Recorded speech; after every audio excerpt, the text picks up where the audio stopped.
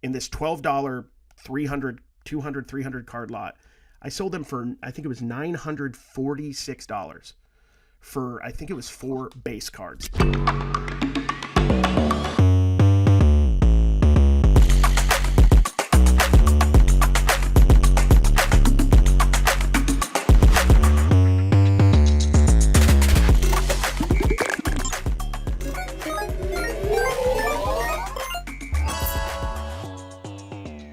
All right, what's going on, guys? Welcome back to another episode of Cards and Content. Today, we are going to sit down and interview our guy, Cary, over at American Arbitrage Cards. We'll talk with him about his journey into cards and highlight some of his content experiences. He's amassed quite the following on social media, doing a lot of POV short form content, has a lot of experience in that. So excited to chat with him and learn a little bit more about how he's built the audiences he's built and some of his methods to the madness around the short form POV content he's done. So we'll get into that. We've got our guy Gabe Card Stacks as always for Stockwatch as we highlight the big weekend that was for college football with Bowman U releasing last Friday. We'll talk about some of those sales, stock up, stock down, and maybe some value box plays for some guys from that release that have done incredibly well to start. But first things first, what's on my mind? I think I talked a little bit about this last week around this idea about the Whatnot card show. And I would be lying if I told you this wasn't what's on my mind again, as you know, we've run some big sales. I think the biggest one we'd ever done was 92.75. We ran one that was 37,000 orders, 37,000 individual items sold, and the amount of time it took to ship this sale was a real kick in the mouth. Thank goodness we have such an incredible shipping team and some people, on our team that were just so willing to go above and beyond to get this thing shipped out so quickly.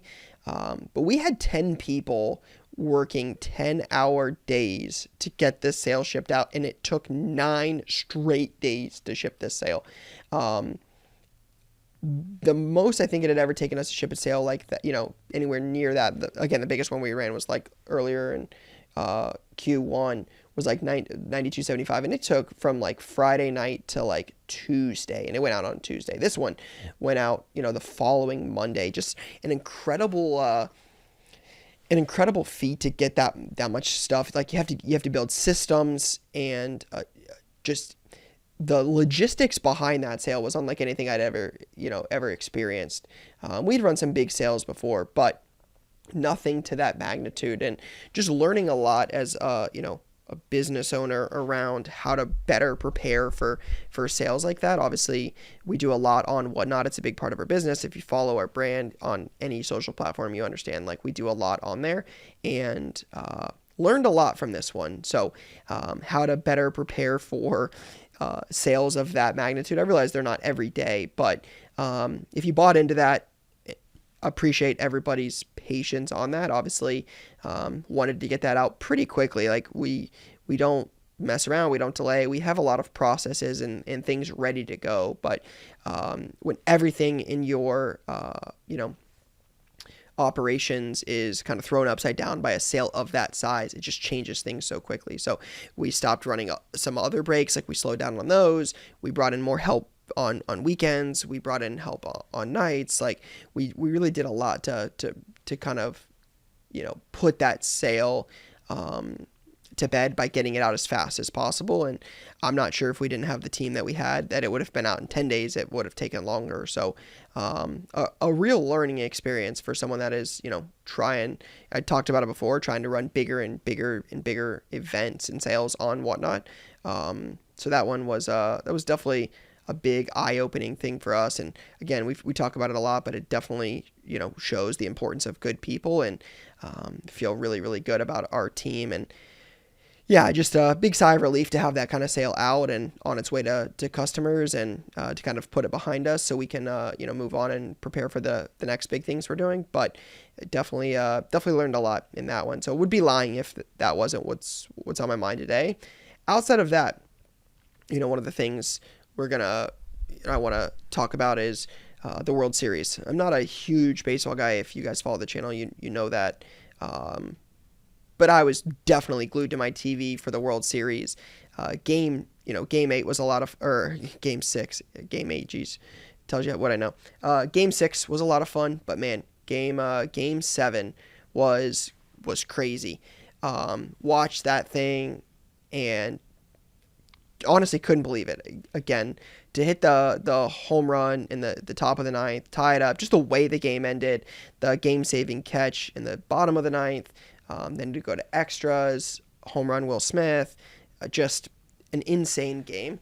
But Ohtani winning another World Series, guy goes 9 for 9 in a, was that an 18-inning game?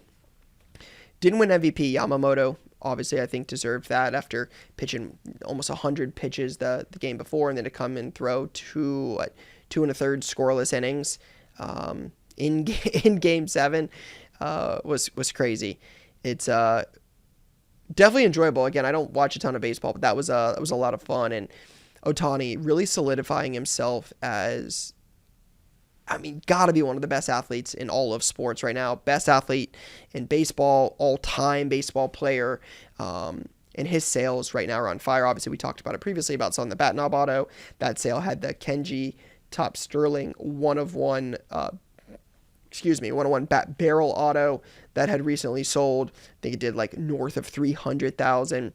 You've got a Bowman Chrome base auto 9.5. I think recently sold on eBay for like 45,000. You had, that's a fun one right there, Brian. You had a Topps Transcendent collection selling golden recently. 9.5 Super, the 52 throwback auto, Shohei Ohtani. 9.510, $542,000. This dude seems to have a house sale on one of his cards almost every day. You've got a September 27th sale. This is before the World Series. $347,000 for a 9.510 orange Bowman Chrome auto. The Kenji auto, I think it's his highest non-rookie auto sale, did $336,000 on that Fanatics Premier sale. So his stuff is next level. It is out of this world. There's no signs of it slowing down. It's crazy. So gonna be fun to continue to watch it. I feel like we're really getting to witness one of the best baseball players ever to play right now. And to have, again, it's kind of like the Mahomes thing where it's, a lot of modern guys sell incredibly well. You've got, millions of dollars and some of these big time, QBs and the next great baseball player. And you saw with, I think Mahomes is a great example where it's good to see some of these young guys actually winning and solidifying their legacy. Mahomes has 3 Super Bowls and he started in 2018. So he's 7-8 years in the league and has 3 Super Bowls. Like, he's been to 5. That kind of winning early on just solidifies him as an all-time guy. So you look back 20 years from now and Mahomes has got 3 Super Bowls. Like, not a lot of guys in football that, quarterbacks that have 3 Super Bowls. And Ohtani's already got 2 rings. He's got 4 MVP, 3.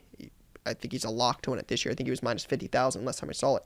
But it's good to see those guys getting titles early, especially with some of those sales. Like, just to, have kind of those legacies cemented. Shohei's already one of the best baseball players ever, and he's so young and hopefully has a lot of time left playing, but just makes you wonder what else can he do? Like, can he win Cy Youngs? Can he win more MVPs? Like, how many more MVPs can this guy get? He's got 4 in the last 5 years, assuming he wins it this year. So, gonna be interesting. But as Topps has the baseball license and the card market seems to be headed in the right direction, a lot of attention, a lot of buzz. The market has been hot for a while and has just really been going to the next level. And you've got Topps getting they're getting the basketball, they're getting football. They've got basketball, they're getting football. They've had baseball for obviously a long time. You have a guy like that, you've got an autograph deal with. You're throwing in Topps Now products. You're throwing in Topps products. You're really, a marketable guy, international following, face of baseball, has the accolades, has the awards, has the titles. I don't think you could ask for much better, a much bigger chase right now in all of cards than Shohei Ohtani. So good to see I wouldn't say I was rooting for the Dodgers. I've got a couple friends. Shout out to our guy John at Mintink in Canada that would have been cool to see, the Blue Jays win for the first time in 30 years for him. But man, it's if you're invested in cards and like the hobby, I think a guy like Shohei Ohtani winning is good for the market. So big time win, but it was a lot of fun, a lot of good series. Definitely enjoyed that. Last quick note against shameless plug. Again, as we talk about learning and some of the different things we're doing here. Fourth and final Grove City Card Fest this weekend. If you're in Ohio, it's 5 minutes from our shop. If you've ever been, it's literally 5 minutes. Central Crossing High School, 9 to 2. Get in early at 8, $5. Again, portion of the table sales, the admission costs, all of the cafeteria. What am I thinking there? The candy, chips, pops. What is it? Yeah, the concession. There it is. I could, for the life of me, think of that word. All of that money goes to the Central Crossing Band.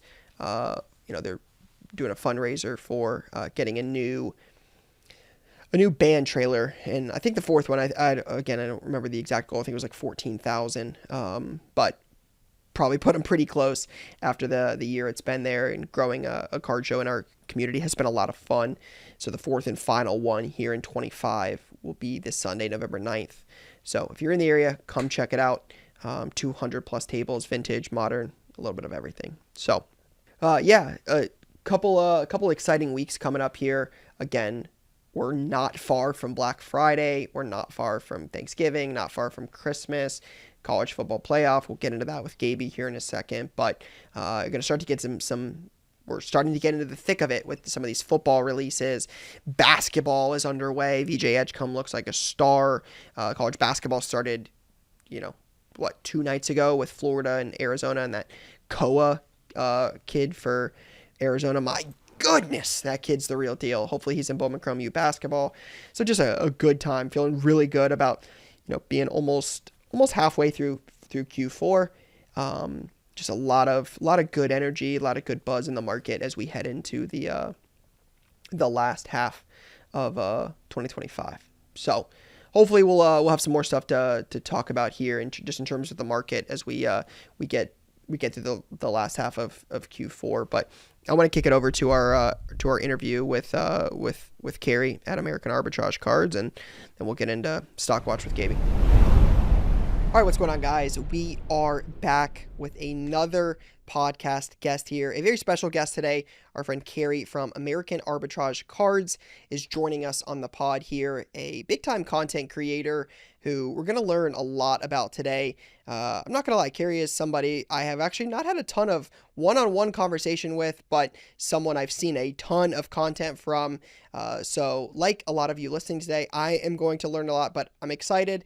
As someone who has seen a lot of the content he has produced out there, I can tell you this content works and it is very effective, and he does an incredible job on it. So excited to learn a little bit about his story, how he got into cards, and the methods to some of his madness around the content. So we're going to get into a bunch of different topics today, but first and foremost, Cary, thank you for coming on the pod. I'm excited to be here, Ryan. Thank you for having me, man. This is going to be a lot of fun. Like I told you beforehand, and I just mentioned, as someone who creates a lot of content myself, I'm excited to learn.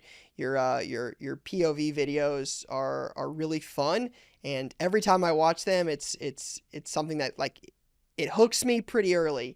And I'm awesome. I could tell from our little conversation that this is very intentional. So I'm excited. I really am excited to learn and understand why and how you do it. But before I get too much into there, maybe for those listening who maybe don't know you yet, who are you, and how did you get right here?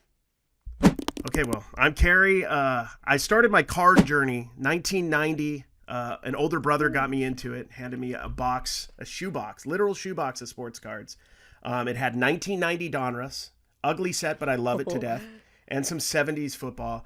And I was just obsessed with the Diamond Kings, Delino DeShields rookies, just stuff that has no value but is, off, like priceless to me at this point.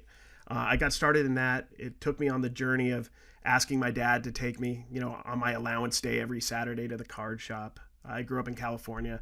I'd go there. I was in cards. I really haven't left cards much for a couple years here and there my whole life. A couple years in high school, it wasn't cool. A couple years here and there. But I've been in and out of sports cards, collecting most of my life, and a little bit of reselling up until, this point. The last 5 or 6 years, I've really went into hyperdrive with reselling sports cards. But I was selling sports cards 10 years ago, 15 years ago, 20 years ago, but just not to the level I am now. But yeah, I've been a reseller. So a lot of people may know me from my main channel, American Arbitrage, where I go to yard sales and garage sales. I have people come up to me a lot because I do the POV videos and say, I know your voice. Are you American Arbitrage? I get that a lot. They don't know my face, but they know my voice.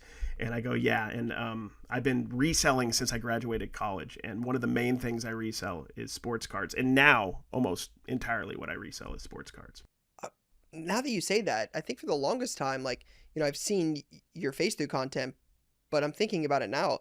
A lot of your content is mostly POV, if I'm not mistaken. Yeah. I've made a point to try to show my face a little bit more. I'm not shy. I'm not afraid of the camera. I did theater in high school and college. I like being in front of the camera, but naturally my content style has evolved into being POV, kind of like you guys are me, hopefully. And you're participating like you are me. You're seeing the things I find and the things I miss, and it's part of the process. Yeah, and this is what I think I'm the most excited to understand is why, as someone who, has a full-time cameraman and who doesn't do POV content and has never, I don't think I've hardly ever done that. I'm excited to learn why, because it does incredibly well. Like, you have videos that have millions of views, like big time. Like, we'll get into some of the growth you've had on TikTok and Instagram and, YouTube. But talk me through, some of the early days with this, right? You said you've been in cards since 90. You've been reselling this for 5 or 6 years. Tell me, when did you really get into, like, the full time POV content? Like, what were some of the early days like with the content, and how did that lead you to more of a full-time gig here in cards? So I started the POV content 2019, like a lot of people, like listening to Gary V, having him say, do it. It's not too late. It's not too late. And I feel like I'm a testament to the fact that it wasn't too late. And I don't think it's too late now either. Yeah, I love it. And what I was into a lot at that time, I literally was a live auctioneer in Utah. Not everybody knows that in the sports card space. I was in between brick and mortar spots, but I had brick and mortar spaces for 12 years, give or take, in Utah. And I was just like, I'm going to start filming what I do every weekend, which is go to yard sales and go to thrift stores. That's what I was doing, all the time. And in that space, it's weird to go to a yard sale, for example, with a cameraman. Gary V does it, kind of gets away with it, but it's odd otherwise. In card shows and everything, and even card shops, it's kind of normal. But in that space, it isn't normal. So I got a GoPro. I learned how to use my GoPro, and I started going to yard sales. And this is important because this shows why I started doing it for cards. Yeah. I noticed there was a lot of people doing cameras, a lot of people doing third-person video. And I felt like the GoPro would give people like a real point of view of what I was doing. Like they would see my hands, they would see what I was picking through. And a big part of it is what I'm missing. And a lot of people don't want to show that. But 100%. There's a lot of times I'm going through cards and I don't even realize I miss them at the time until I am, nicely or rudely told that I missed some cards in my videos, and that's all good because I'm not perfect, and I'll use that as a learning moment for myself. But yeah, I found that worked right away. It was weird. I didn't know how I'd be taken in the sports card space when I started about 3 or so years ago on my card arbitrage channel. Yep. And the first video was Burbank Card Show, and it blew up. It did 15,000 or something, my first video.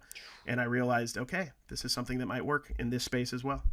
So you started originally with, with the garage sale stuff, and that's where you kind of got, again, correct me if I'm wrong, but this is kind of where you learned proof of concept for the content style you were doing. That was my proof of concept. So when you started on some of those, what were the, you said the Burbank one blew up right away. Did the garage sale ones blow up quickly? Like, did it take time? Yes, like, how did you, how long did it take you to realize like, okay, that content was working for you, even in garage sales before we got to cards? Was it a pretty quick thing? Like, did you spend 5 years trying to figure it out? Like, quick, first year. I remember thinking, oh, I'd love to get to 1,500 TikTok subscribers this year, 2020. I don't know what I ended up, maybe 200,000 or 300,000 that first year. I ended up over 900,000 on my TikTok.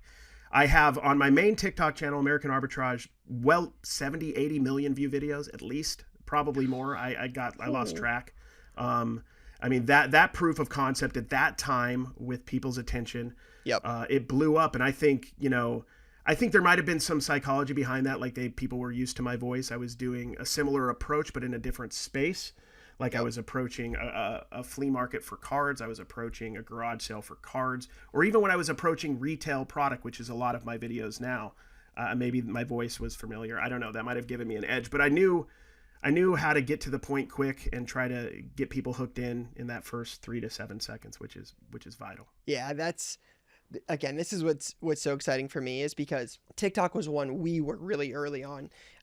Again, I, like you, have taken a lot of advice in life and in content from Gary V. He has been instrumental in my growth for sure. I credit a lot of what I've done to Gary, and his motivation and his messaging around like, you don't want to be 90 and regret it. So I think that's definitely one thing we have in common. But he was the one really pushing TikTok. Like, this is when like Instagram was really blowing up. We were in the height of COVID, and everybody was like, TikTok is for kids. Like, adults don't go on TikTok. It's all for high schoolers. Like, don't get on it. It's a kid thing. And I remember going on it and like telling people on Instagram, like, oh yeah, go follow us on TikTok. And like, we got smoked for it. Like, TikTok's for kids, TikTok's for kids. Yeah. But as like we posted some of our early videos on there, like, and we, like you, started to figure out like, okay, how do you do this? We didn't get 900,000. We're nowhere near that. But there were definitely videos, especially in the early TikTok days, where they would just blow up in a hurry. So I felt like TikTok's where we learned a lot for our company around like the short form type of videos. I feel like TikTok was really that first platform around how to like perfect short-term videos and short-term attention before Instagram, before YouTube. So if you don't care to share behind the curtain a little bit, as someone who's built, you've built massive followings. I mean, 900,000, almost 1 million followers on TikTok is beyond impressive. What was kind of the tricks for you that you think were instrumental in growing such a large platform on there? I mean, being yourself, first off. Like, when I film exactly what I do. So like when I was doing those videos, I don't do as much on that channel now. It's actually lost a little bit of people.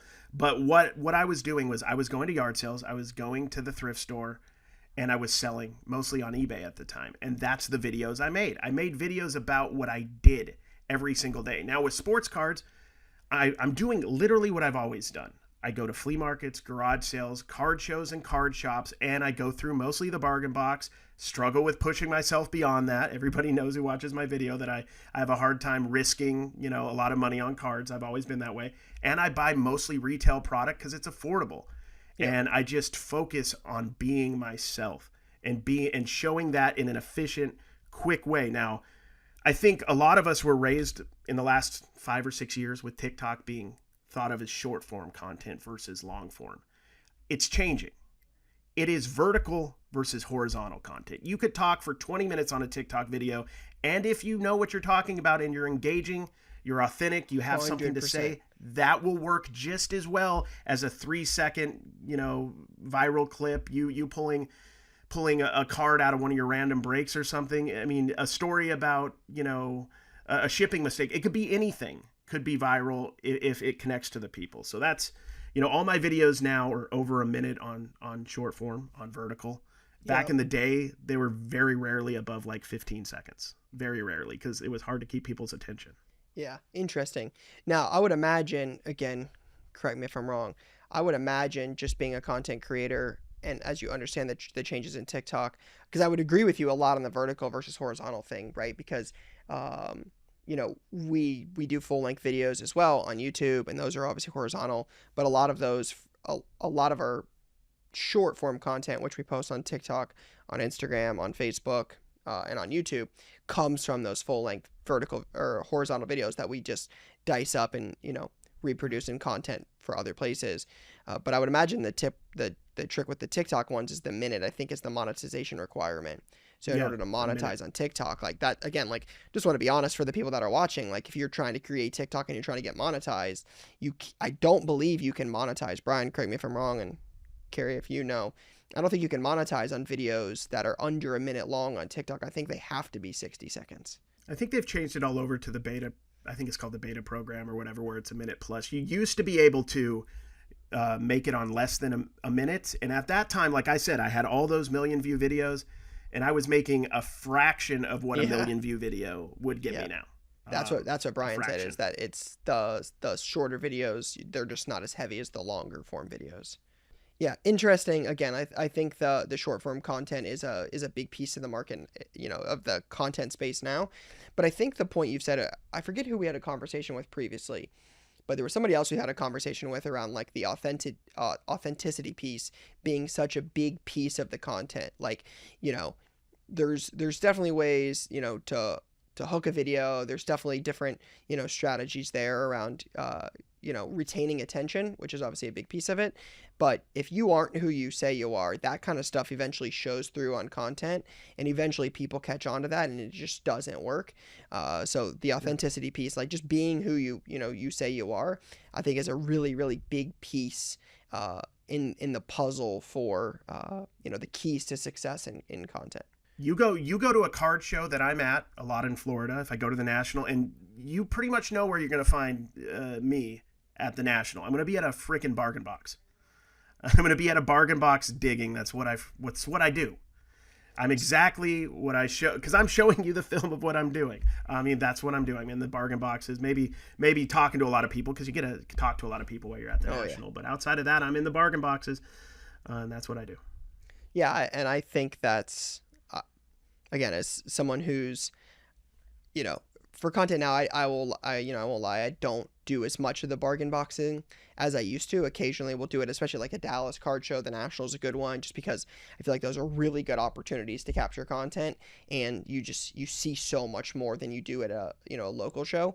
But you mentioned earlier, like, you've always been in the value boxes, so it sounds like from what you've said, like that is also intentional, though, like just not necessarily intentional from the content. That's just who you are as a collector. Yeah, that is what I wasn't seeing when I started doing sports card content enough of. I wasn't seeing enough really well done bargain box content 3 or 4 years ago. There was some, and I was watching every bit of it. Trust me, I loved it. But there wasn't enough of what I wanted to see. There was a lot of, I spent this much, I spent that much, I spent everybody, and that makes sense. That's your business. I get it. And I enjoy those videos. Totally kind of a different sub-genre within the genre. But what I wasn't seeing was the guy like me who literally had a $100 budget or a $200 budget, $300 budget, and was going in there to grind, to flip in my case. I'm flipping and making a living off this. I wasn't seeing enough of that, so I simply filled the need that I wanted to see. I wanted to see more people doing this, and since I feel like more and more people have done the POV stuff, thankfully, and more people are doing it, third-person style, that's all awesome. I think there is a definite niche of people that do this, that want to kind of get involved in this. It's, for a lot of people, it's a beginning step. And I also would say for a lot of people, it's the end step. That's all they want to do. Maybe they just want to do this casually. Maybe they want to just grind and be the low-end sports card guy. And there's ways to build that up as well. And content is part of my method to make it more, a lot of my growth monetarily, in all honesty, is going to be coming from content about my grind. Not necessarily the grind itself. I don't, unless I wanted to, go the route you went and get a shop and grow a team. I'm only one person, and this is the way that I approach it.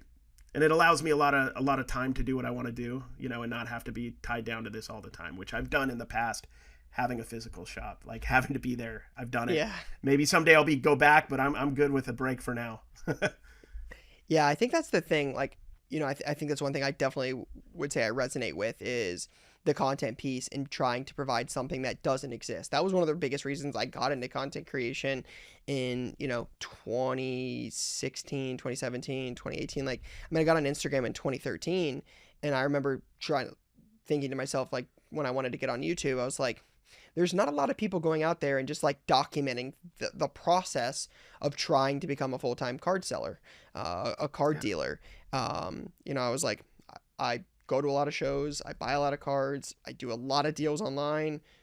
Like, I feel like I've done this every day. This is what I'm extremely passionate about. Like, let me just show people what I'm doing. Like, I didn't set out to be a card influencer. I hate that word. Yeah. I didn't set out to build a platform. I just set out to say, like, okay, like, I would love to have seen this when I was younger. Like, a big piece of our content is the younger stuff, but I looked at it as like, there's nobody out there showing kids how you can go to a show and deal, how you can, grade cards, how you can, what we're buying in the mail, like what products look like. That wasn't really a huge thing for me. So I resonate a lot with that piece. And I think the one thing I've learned from you pretty quickly is I think a lot of what you're doing, and again, if I'm off here, tell me, but I feel like a lot of what you're trying to do is, create relatable content. A lot of your content is very much trying to show people the grind in this, that like it doesn't have to be spending $50,000 at the Dallas Card Show. We've done those videos. Like, it doesn't have to be those things. It's, hey, I have $100 and I can make $100 with a few hours of my time, and that $100 can do this, this, and this in my life. And I think that's a really important message to show people, that not everybody is going to be a full-time, not everybody's going to be Jeff Wilson, right? Like, that doesn't always work out. But if you could make $1,000 a month, $100 a month, $500 a month, that's real money. And you can use that to buy groceries. You can use that to pay for your car. You can upgrade 100%. Your office in your home. Like, there's real tangible things you can do with that money.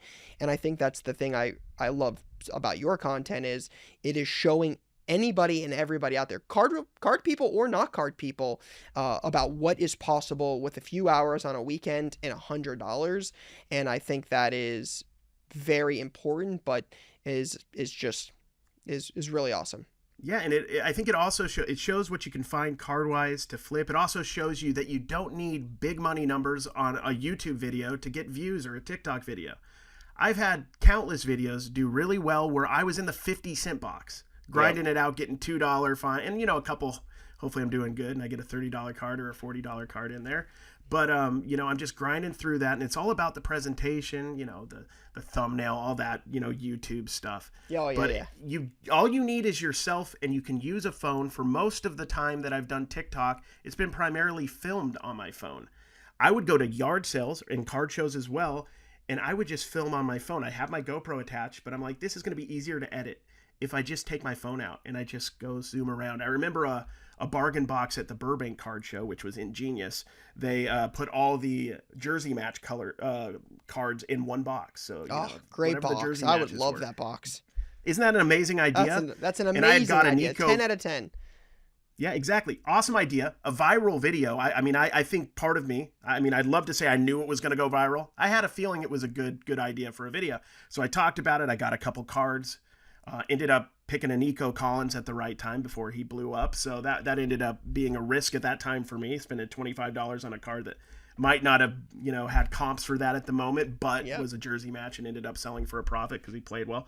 And that video blew up. And I just literally took my phone out, filmed it, went out. I was at the card show, went out into the hallway, in the corner like a weirdo, and just started speaking into my phone, did the voiceover. You could hear it in the background, posted it, and went back to the show. That's what I did. And I've done that 100 times. You may see me at a card show in the corner talking to my phone. I was doing it at the National this year. And people walk by, they're like, oh, you're filming or you're, recording. I'm like, yeah, 1 second, I'll talk to you. So I'll do it, whatever it takes, man. Dude, that's incredible. Yeah, that's a grind, but man, it's obviously working. So a little pivot from maybe the content side to more the card side of it. Because I'm sure you have some really cool stories with as long as you've done it and finding some cool stuff. So let me start there. With all of the value box videos, with all of the stuff you found, what kind of stands out as some of your like favorite highlights, best find? What are some of the cooler stories you can share around like what you found in value boxes over the years? So I'm going to go into stuff that might be a little bit overlooked and you might not know is valuable at first glance, but I was at Burbank. This was a couple years back, and I was going Yep. through their $2 box, and I found one of the Pylon game used Super Bowl Oh, Pylon yeah. Like cards. those. I forgot what it was, who he was, Greg Jennings. It was a player, that was decent at the time, but not somebody who's thought about all the time. And I believe that was like over $100 card. The truth is, a lot of times you're going to be finding $10, $15, $20 hits. A couple weeks ago, I found some Deion Dawkins unparalleled rookies in a 50-cent box. Unparalleled is a great bargain box Legendary set that produced some set for bargain all-time, boxers. Tops all-time. Total is another one. Tops Total's another that have sneaky just one. Massive checklist where you're going to Yep. get the offensive linemen, the Guys sitters, that don't the have any other punters. cards. They have no cards. Deion, 4-time All-Pro, did not have a card in between 2018 with that unparalleled rookie and 2024. So that was it. And that card fluctuate. It's funny, but I mean, it oftentimes sells for $75 to $100 a piece. There was one that sold for a lot less. Didn't say it was a rookie. You got to post those correctly when you have something kind of 100%. obscure like that. That's how you know somebody's a real card junkie, if they know about Unparalleled. Unparalleled has some like big time, all time. Jason like, Kelsey, guys, 2017. Jason Kelsey's I'll go in on it. and on. Yeah. Will Compton has cards in Unparalleled. Like there's a couple bigger name guys that don't have a lot of cards that have cards in Unparalleled. So Unparalleled is definitely a sneaky one. The pile I won. This is the kind of viral, bargain boxing content you're looking for, my friend, right here. Yeah, Let's talk about Deion Dawkins, Jason Kelsey, Will Compton. I love it. So the pylon one's another interesting one because oftentimes those are very specific games.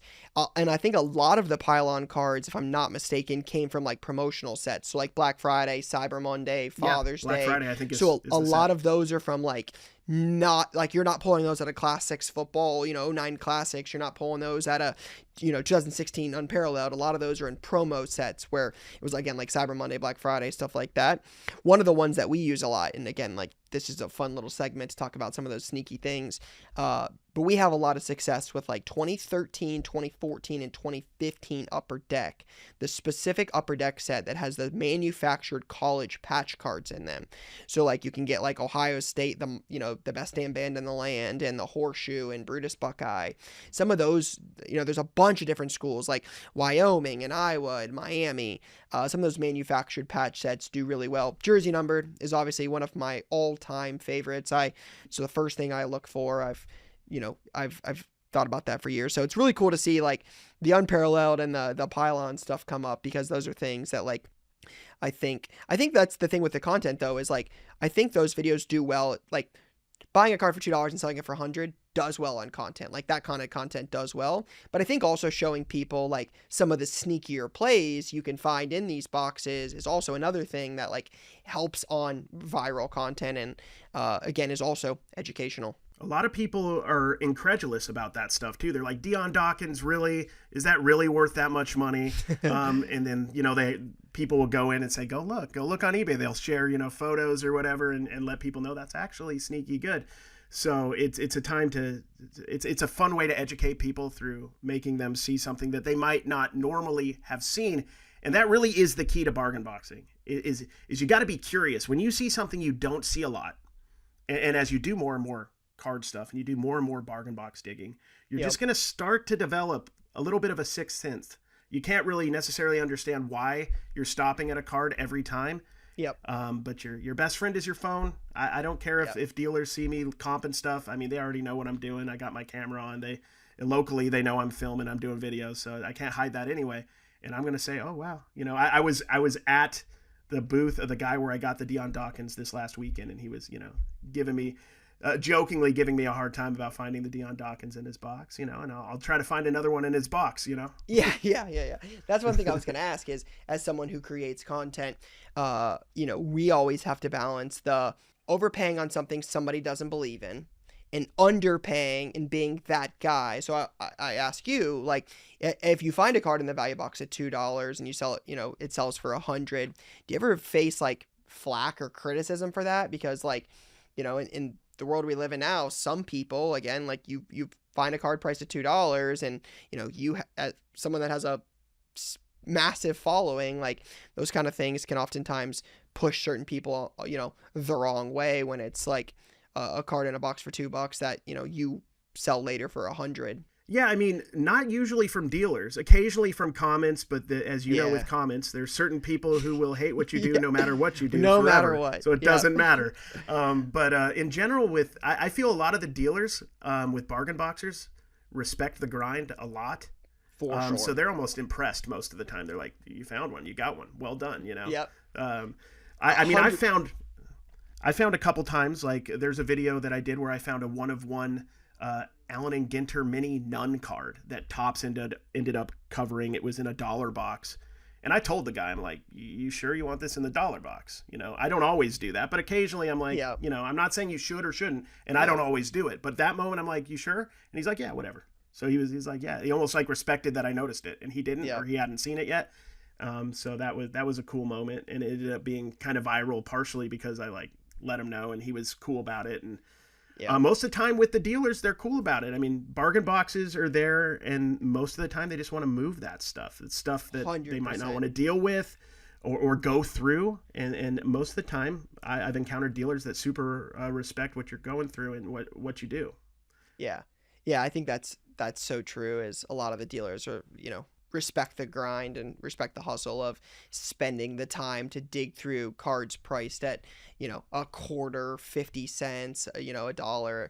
I think a lot of it is, we talk about, that's the stuff dealers usually update pricing on last. So if you're willing to spend the time on, I think a lot of dealers look at that stuff as, we might sell one of these and miss out on it, but a lot of it is moving that bulk and turning that cash over into something they can actually add to their showcases or pay for their tables or pay for their hotels. So I feel like the value boxes, when you're willing to take some of that stuff off of dealers, a lot of dealers view it as like a win. Yeah, 100%. So, so maybe on the other side of this, I guess good or bad, but you've obviously bought a ton of stuff in value boxes. Anything in particular you've bought that's maybe taught you a lesson? Again, you kind of talk about that sixth sense, and I think that's a really good analogy. Any kind of lessons you've learned from, spending so much time creating content and being in the value boxes? When it comes to cards, part of my name is arbitrage, which is finding something undervalued and putting it in the appropriate market so that it can get what it's worth. So that's my game. I'm finding a card that may be worth $8, but is 50 cents in this box. I'm going to go sell it for $8. I try to, and I do this a little, we all do, some more than others. I try not to speculate too much. We're like, oh, this guy's going to go up. Because a lot of times, and I see this, we're going to definitely on social media talk about our wins. But behind every win, there might be 2 or 3 losses that we may or may not talk about. I think some of the best content is when you do talk about your losses and what you messed up on. I think that's very interesting. So I've learned to try not to speculate too much, or if I do, it's going to be on a very low end card that's for fun. And that's really important to me, especially in my videos. I want to show people not so much that let's get the next hot player before he's hot. That's not really the focus of my content. The focus of my content is finding these cards that are undervalued in bargain boxes, not just because the people didn't know they were in there. It's not because of that. A lot of times they don't care. A lot of times it's just like you said, it's excess. They're dealing with they're focusing on showcases. They don't care if a $10 card goes for $3. They just don't. 100%. So, my whole point is to show people you can go there with knowledge, with study, and find stuff right away that you can flip hopefully tomorrow or hopefully fairly soon. Even on Whatnot, if you're doing that quick flip game like I do a lot of. And then that's out there. That's out there at every show I've ever been at. And every card shop even. There might not be a lot at everyone, but everyone has some. Yeah, and I think that's one of the things I've taken from your content when I've seen it is, it's not but finding Jaden Daniels cards in value boxes. It's buying, the Will Compton Unparalleled. It's like buying the stuff that's a little bit more quirky and, some of the forgotten about stuff. Like that's one thing, like we did a video at the National about buying some value box cards, and it's buying like 2009 LaShawn McCoy collegiate jersey number classics rookie. And, Cary, who was that? Brian, do you remember who was the Browns? Kelly Holcomb, maybe Kelly Holcomb, yeah. 2004 SP Authentic Gold to 25. Like those cards don't ever pop up. Like, it's buying the jersey number stuff. It's buying the stuff that are 10, 15, 20 years old. It's like LaShawn McCoy was a big deal back in the day. Like he's not now because Ashton Genty is a big deal, but like at some point he was a big deal. So when you can find a guy that has had popularity and as a jersey number and as a rookie, like you can buy it for $1, you can sell it for $10. Like eventually it might not sell tomorrow for 10, but I think it's, there's an opportunity there. And I think that's one thing I've liked about your content. You kind of talk about it here is it's not chasing the who's who right now. It's chasing the stuff that, again, the arbitrage, it's chasing those things. It's not chasing the downtowns and the kabooms. It's chasing things that are again different than that. Yeah, it's kind of, I look at the downtowns and kabooms as cool as a lot of them look, as it's another part of the hobby that I'm not as educated on, honestly, of the flipping and how that works. I like to focus on the less obvious, and also, but I will buy the young rookies and everything, but I typically buy lower end. I buy them at the right price, and I flip them on a Whatnot, or like the site that I run, Diptic Cards. I'll flip them on one of those, and I'll move them quick because I'm not worried about if they're going to go up or down. I'm just worried about getting whatever that difference is in value between the purchase to the sale point that I can get as fast as possible. I'm a fast nickel guy over a slow dime. Repeat, I love that. rinse and repeat. Yeah, that's good. I'm more of a slow dime, but I'm working on the fast. I hear you. Yeah, I mean, I like that. That's with a Deion Dawkins, with those particular cards like the Deion Dawkins or the Will Compton, I'll be a slow dime on those. But a lot of what I do also is the fast nickel stuff that I can run through auctions every week, keep people entertained and find some cards that they're looking for as well. I do a little bit of both. I like how you're open, to the idea that there's both. That there's some things it's just keeping the revenue turning and keeping, cash flow is a big piece of this for us. Like we talk about this here. Like you can't buy the next great deal if you don't have the cash flow to buy it. So like you've got to keep dollars turning, but there's also things that like you don't have to be in a rush on. Like, so I do love that. Outside of the Greg Jennings is when you mentioned the pylon. Anything stand out as like your craziest find all time you've ever done, any value box video ever? Anything stand out? Like I have a couple. Anything stand out as like craziest find of all time? I have a good one for that. So all time flip card wise, I was at a flea market. It was before I was doing American Arbitrage cards. I think this is on an American Arbitrage video in like 2020. I think in August of 2020. And I went to the flea market and there was a guy selling his personal collection of Prism Soccer in a kid's like crayon tote. Like, I don't know, like it had crayons and colored pencils. He took them out, put all his Prism in there. And it was not, the funny thing is it wasn't like a ton of crazy stuff, but it was like Cristiano Ronaldo, 2016 base, Luka Modric, stuff that isn't super valuable now, wasn't actually super valuable in August when I got it. But for whatever reason, in September of 2020, it went ballistic. If you remember the soccer craze of that era. Oh, yeah. And I had like the Luka Modric on eBay for like $10, and I got, this is a little eBay tip for y'all. I got like 5 low balls in a row. And the minute that ever happens, guys, go take your card down. See what happened, right? I don't know. Somebody in the hobby must have talked about soccer, but my stuff started blowing up. And those Cristiano Ronaldo cards I got, there was, I think, 4 base cards in this $12, 300 card lot. I sold them for, I think it was $946 for, I think it was 4 base cards. I think they had scratches, and I said they had scratches. They were hoping to get 9s on them, from what I understood. Oh my! Those cards are like maybe $5 a piece now. I don't know. And they sold. It was the perfect timing. I was thankfully I was focused enough to notice that it was the timing. That doesn't always happen. And that was insane. That was just from a flea market buy in Utah of some guy's personal collection that collected soccer cards. Didn't really care about him. And at the time, $12, I was thinking, this is like a little box of $50 box of cards. Dude, and the next month it went crazy. So I love that. That's incredible. Yeah, I don't think I've got 4 Ronaldo base cards for that. So I think you've got me beat. Yeah, it's insane. I don't know how it happened. It didn't make sense then. Doesn't make sense now, but it happened. That's nuts. Well, as you're, going through value boxes now, creating content, anything stand out to you as maybe an area in the hobby area of collecting, flippability? I don't know what word, we want to use here, but something you view as like underrated. Gosh, I still think college cards to a certain degree, and I know you love them. I know our guy Gabe loves them. I mean, I've learned so much from Gabe in the last year, and you. And that's something I just want to say as an aside that you do really well with. Like, you do the broad stuff and the stuff that's very particular to you, like building a card shop, but you focus a lot on your love for college cards, which is unique to you and others, but like you specifically. And I love that about your content. But I think college cards are going to continue to just skyrocket.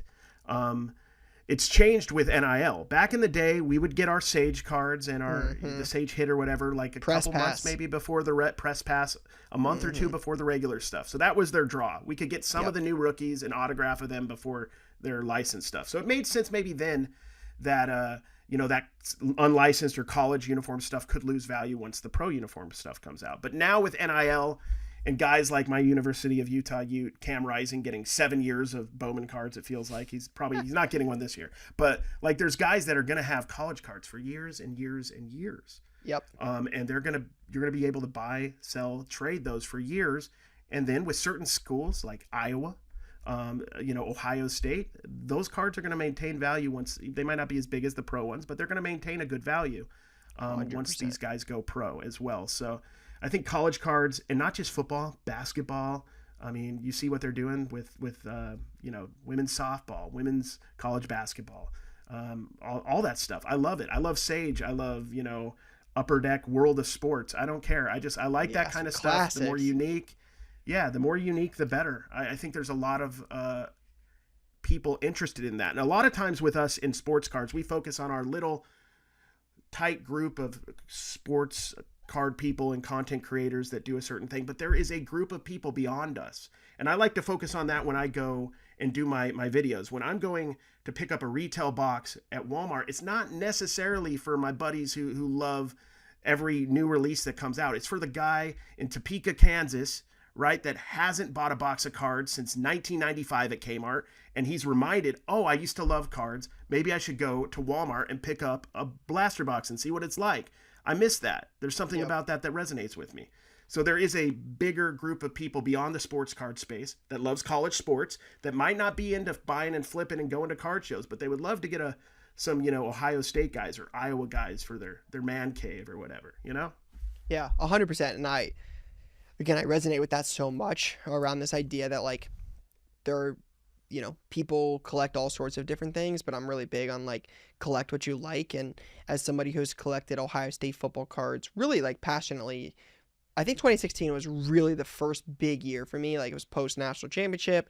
You had a lot of guys, and that was back when, again, you bring up the point around it was different with college football cards because it used to work with like Panini, where they would release products before the NFL draft. So you would get like a contenders draft picks and elite draft picks. They rotated every other year. So like you had elite draft picks some years, you had contenders draft picks some years. But they would release those products up until the draft, sometimes right around there, so we could rip like cases of like contenders draft picks. Like, you had leaf metal draft, you had elite draft picks, and you could get those cards and you could have them listed on eBay. So when the draft came, you were selling guys as they were getting drafted. So you had a college team wanting their cards and you had a pro team wanting their cards with only one product out. So when the draft came out, you could sell everything. It all moved. Now, like you said, it's a lot different. Where NIL just changes it so much. Like, Jeremiah Smith is, 15 minutes down the road. He's the best player in college football. And I have somebody every day asking me for Jeremiah Smith cards. They used to ask me for Ezekiel Elliott cards, and I didn't have any of them at the time until he graduated. Now you can collect these guys real time. And I think it changes that landscape of the college or pro. And I think Caitlin Clark is a really good example for this. I realize she missed a lot of time her sophomore year, but I think this idea around, like, if Caitlin Clark is the best WNBA player of all time, which card will sell better for Caitlin Clark? Her WNBA card or her Iowa card? The easy answer is her Fever card, or like her pro uniform. But what Caitlin Clark did at Iowa for a school that doesn't have a million professional players that are the best players ever, the people in Iowa want Caitlin Clark's Iowa card. Like, it's Ricky Stanzi and Marvin McNutt and So true. Riley Reef. We can go down the list of all of these Iowa guys. Robert Gallery. Yeah, we can go down this list of like all of these Iowa players who were better at Iowa than they were in the pros. And the people in Iowa love those cards. Like Nebraska's one, Hawaii, right? Shout out Cole Brennan. I talk about Cole Brennan all the time. Like, he sells incredible. Like, Tim Tebow didn't do anything insane in the playoffs. He had a great throw in a playoff game. I think he beat the Steelers that game. Like, it was awesome. Tebow's going to be remembered for what he did at Florida, not what he did in Denver. So I think the college thing is such an interesting market. Obviously, I talk about it all the time because I love it. I love collecting college stuff. But I think it's also, fair that there are people out there who collect those players and remember those players from those moments while they were in college.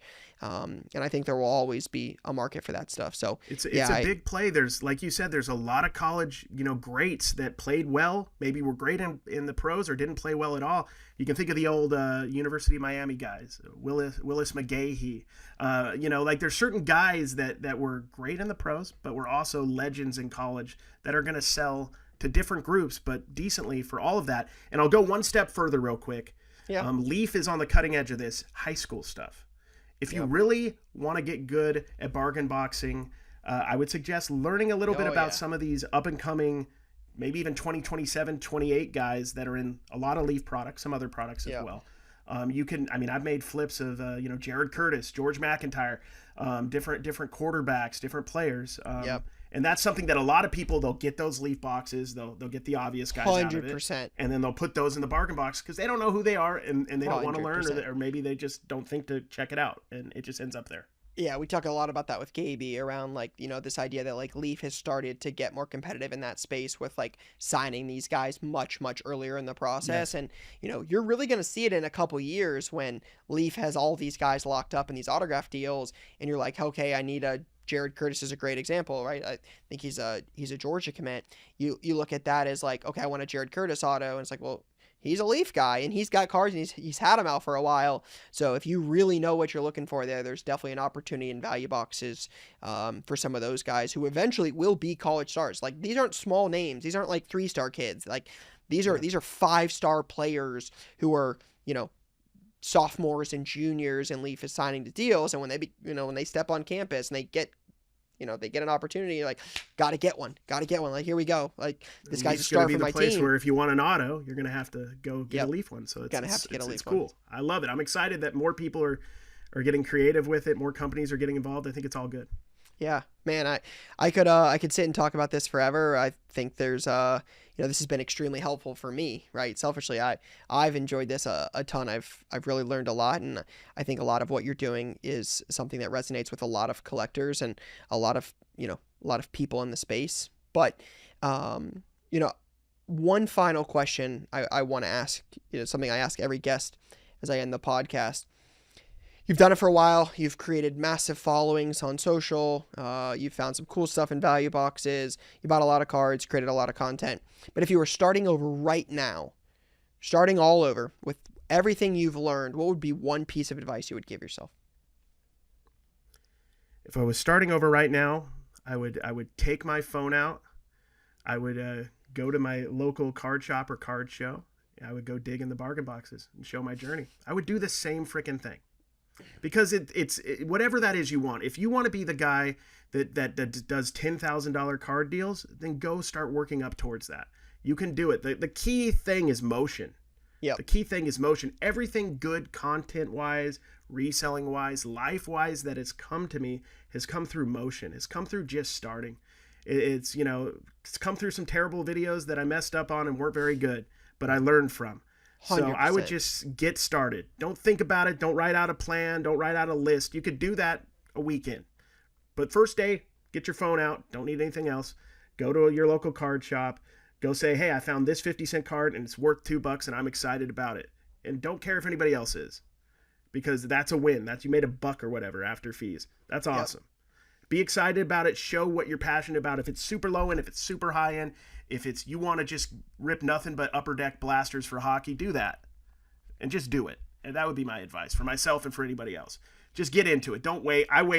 There was 7-8 years there where I wanted to make content and I didn't. like in the early mid 2010s. And I waited and waited and waited and listened to Gary Vee, him tell me over and over again, go do it, because I listened to his stuff. Yep. And now the fact that I've met Gary and talked to him, he knows who I am, is surreal to me. And I know you've experienced that too. Like, it's just like something that was in your mind and then you made it happen. You can do it. Yep.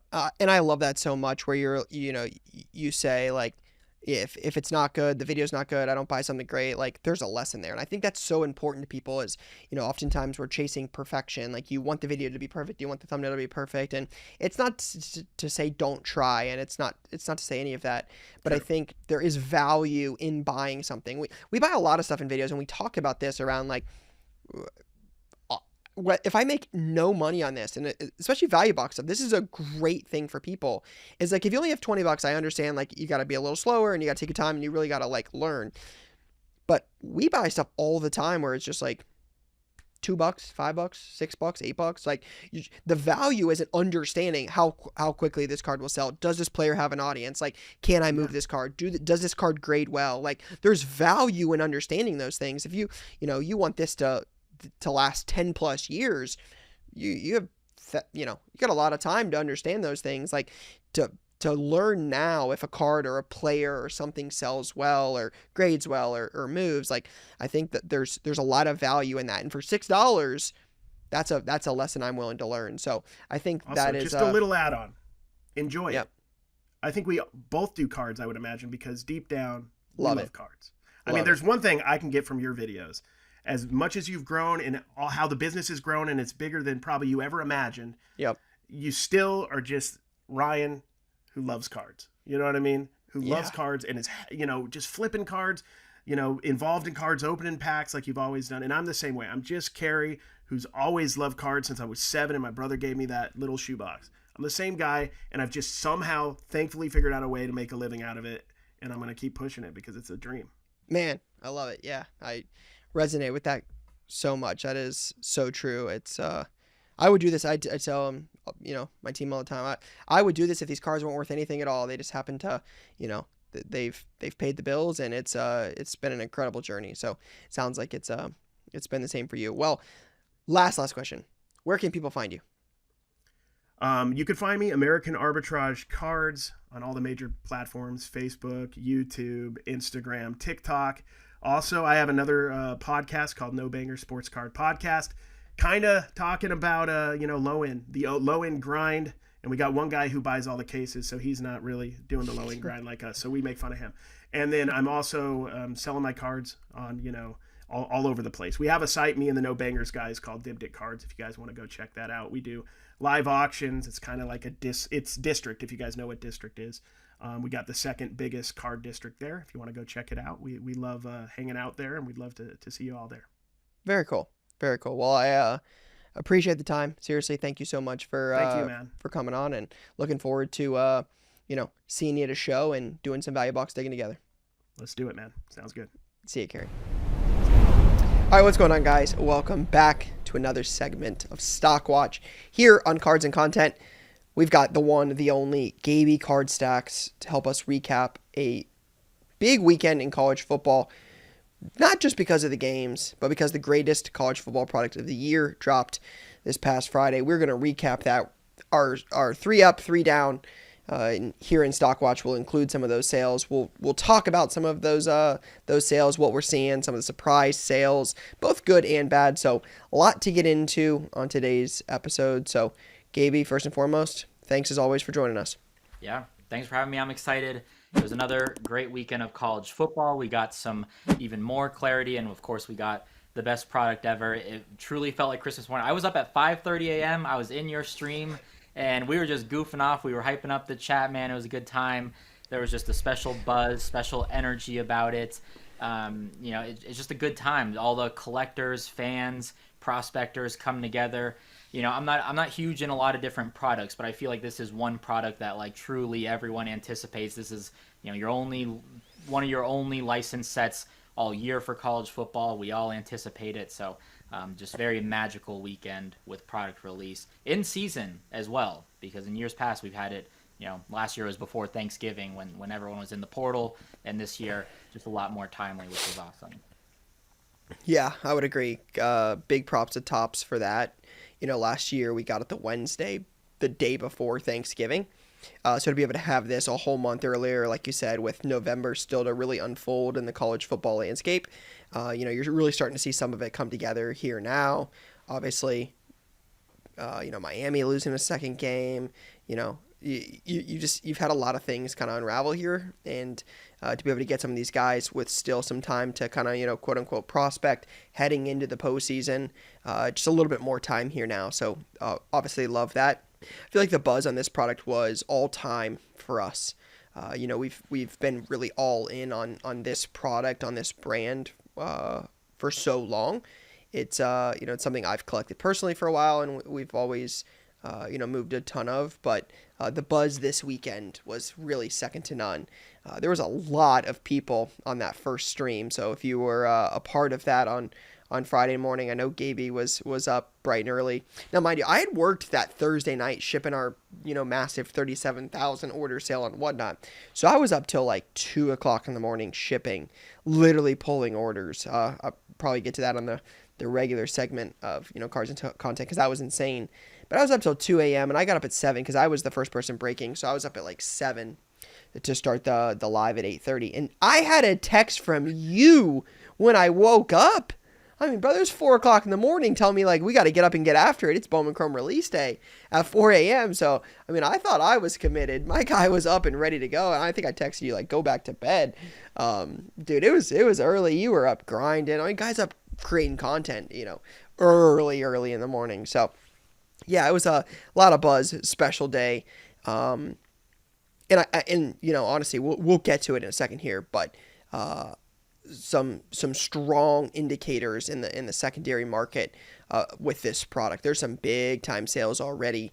We've got super selling, we've got mascot card sales, we've got blacks and oranges and stealth autos selling for hundreds of dollars, and we'll talk about some of those bigger sales and, like, again, who has done well here soon. But let's first, before we get into stock up, stock down, any thoughts or takeaways from the weekend that was in college football?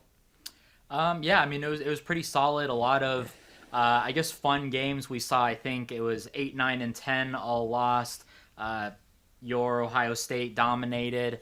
Indiana dominates again. So there's just a lot of movements, and we get the college football playoff polls coming out. So the first official poll, that'll be fun, especially, we've said it all season so far, like the bubble teams from like 10 to 20, and just with 3 weeks of regular season games and then even conference championship, who's getting in, it's just going to be pure pandemonium. So I'm all for it. A lot of good stuff to discuss. Yeah, you said 3 weeks. I think we have 4 weeks. 4 weeks. All right, left. perfect. Yep, 4 weeks. Ohio State plays at Purdue, home against UCLA.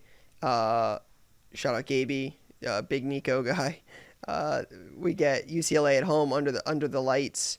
Hopefully, Gabe Card Stacks will be live in the flesh here to go to that one. We'll see there. And then Ohio State plays Rutgers at home, and then goes to the team up north. The Rutgers one, can't overlook Rutgers. That was one I was forgetting. So yeah, 4 weeks of college football regular season left. The Miami thing is still the biggest surprise to me, because watching them early on in the season, I thought that team was going to do incredibly well. I watched the Notre Dame game. Like, that was a good game. Really feel like either team could watch that or could have won that earlier this year, and it seems like those teams have kind of like flipped the script now, because Miami seems shaky. You've mentioned Mario Cristobal can lay some stinkies, I think is what you had said. He's laid a couple stinkies. Carson Beck, if we would have polled people October 1st, Carson Beck was a lock to win the Heisman. There was nobody better, the best team, best player, no question. Now the guy's got a 4 interception loss with no touchdowns to, what was that? Who was the first one? Louisville? Yep. So, yeah, it's unfolding pretty quickly for the Hurricanes. But again, a two loss team still has the potential to get in. So still some opportunity now. You're seeing Texas, right? I mean, that game was closer at the end than it should have been. Like, it was 34-10 we were at the stadium, the Ohio State game, and it was 34-10, and I'm like, dude, I mean, there goes Pavia's Heisman chances. And we were getting into the car, and it was like 31-34, and they apparently made a game out of it. But at one point, it was a 24-point spread. So Texas gets another win. Like that Ohio State, win week 1 is looking a little bit better now with Texas actually doing something and coming to life a little bit. So it's going to be interesting to see, because at this point, the college football, today is Tuesday. We're recording this a day earlier. Like, obviously, we have to record it to get it out in time. So the college football playoff rankings come out tonight. So I sit here and I look at it as like, you're going to have, you mentioned it, that 10 through 20 spot. You're going to have a lot of those fringe teams. You're going to have Miami in there. You're going to have Notre Dame in there. You're going to have Texas in there. You're going to have a lot of those teams that are like, could go to the playoff, win out, likely going to have a good shot to get in, and slip up one more time and the season's over. It's over. It's a wrap. It's not happening. So it's going to be interesting to see, especially with so many of the preseason favorites. Penn State season's over. They're going to the Poinsettia Bowl. It's five losses in a row. Like, they have no shot. Clemson loses again to Duke. Shout out to Duke. I think ACC front runner right now, if I'm not mistaken. Mm-hmm. Yep. Right. So yeah, it's Clemson and Penn State were preseason national champions, and now they're they're going to be playing each other in the Alamo Bowl or the Buffalo Wild Wings Bowl. So yeah, it's exciting time, perfect timing for Bowman U. Shout out to my Buckeyes. Keep winning. Just shouldn't have been that close. They've got absolutely robbed on some crazy non-stoppage fumble right before the half. That would have made it, they were just tearing Jim Knowles' defense apart. So yeah, gonna be exciting. It seems like a lot of things are coming down to championship weekend, like the SEC, the Big Ten. Like, it seems like Ohio State and IU were on a collision course to meet in Indianapolis to decide who's gonna win, the Big Ten and get a bye and likely the number 1 overall seed, and who's gonna potentially win the Heisman. Like, I know Ty Simpson's going to have a shot at it, assuming he continues to win. At this point, I would imagine, Jeremiah Love might have a shot just because his numbers would be so good. He'd probably be a candidate. Like, again, I've been very open. I think Jeremiah Love is the best running back in America. He's one of the top 5 players in the country. But I would imagine at this point, it's got to be between Mendoza, Sayan, and Ty Simpson, and then Jeremiah Love is kind of that outside dark horse candidate who's going to, put up some big time numbers down the stretch. So it seems like the first week in December is when it gets interesting. Then you go from championship weekend to Heisman Trophy to opening weekend of the playoff. So November's here, excited, 4 weeks left, and then it's where the real season starts. Yeah, no doubt. Yeah. Also in the Heisman conversation, might I add Marcel Reed? Yeah, true. So he's got to be in there. It's top 5 team in the country, big time wins, good stats there. I don't want to overlook Marcel Reed. He's got to be in the conversation. He, plays in the SEC. He's undefeated. They've again beat Notre Dame. Like, that's a good team. Yeah. So yeah, I like the Heisman race where it's at. I feel like we've got a solid top 5, maybe another one guy, maybe like a Jeremiah Smith, sneaks in there, right? So. If you're picking it right now, a month away from, by the time this episode was today, the 4th, so almost 5 weeks away. If you pick it right now, who are you picking? Ryan, 3 weeks ago I said Carson Beck.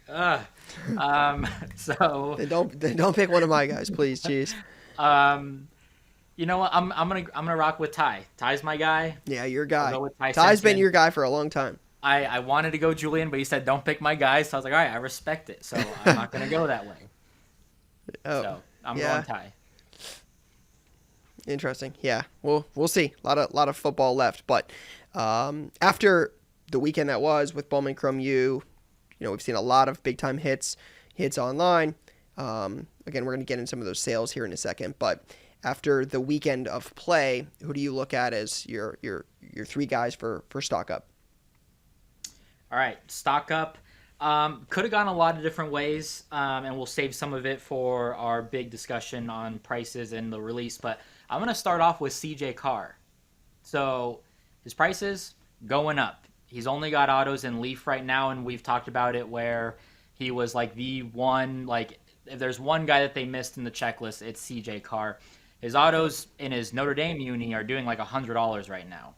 He's got some of his high school stuff that's in that 50 to 70-ish dollar range, but not a lot available. Notre Dame is trending up. Everyone wrote them off after the first 2 weeks, and now, I mean, they're definitely in position to get into the playoffs now, assuming they win out. They have no conference championship game, so you always got to wonder, like, will the committee always dock them when it comes time to that? Strength of schedule always a concern with them as well. But CJ Carr been playing incredibly well. Like him and another guy we'll get to have just been continuing to trend up all season.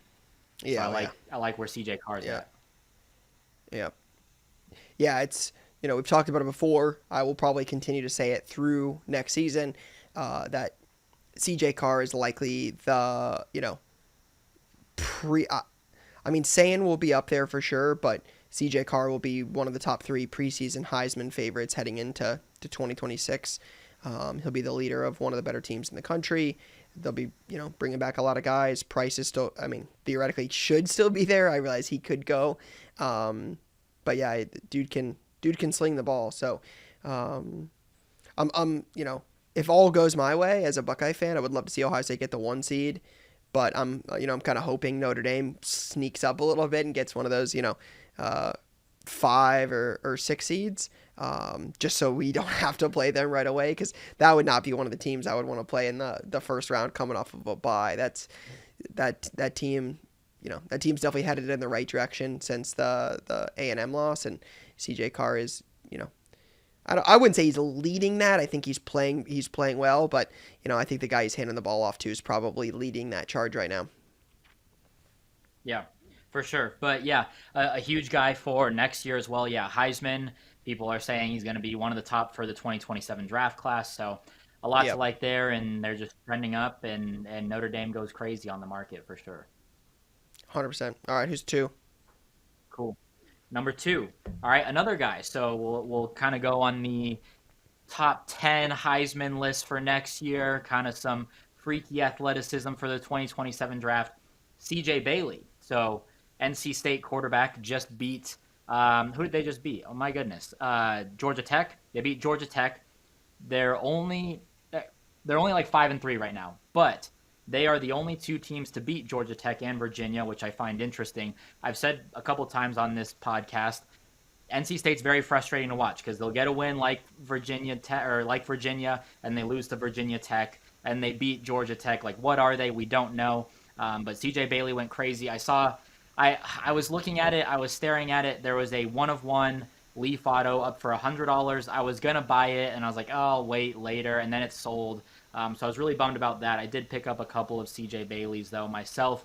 Guy that I've been watching, him and Hollywood Smothers. They didn't even have Hollywood Smothers available, and they had this other kid, Scott, who went off for like 200 yards. So CJ Bailey, another one of those guys, I think, come March, April, when we're talking preseason Heisman favorites, I think he'll be in that kind of top 10 range of guys to look out for. Freak athlete, top sleeper for the draft, huge potential and upside. So let me say this, card collector too. If you love Lenora Sellers, you should love this guy.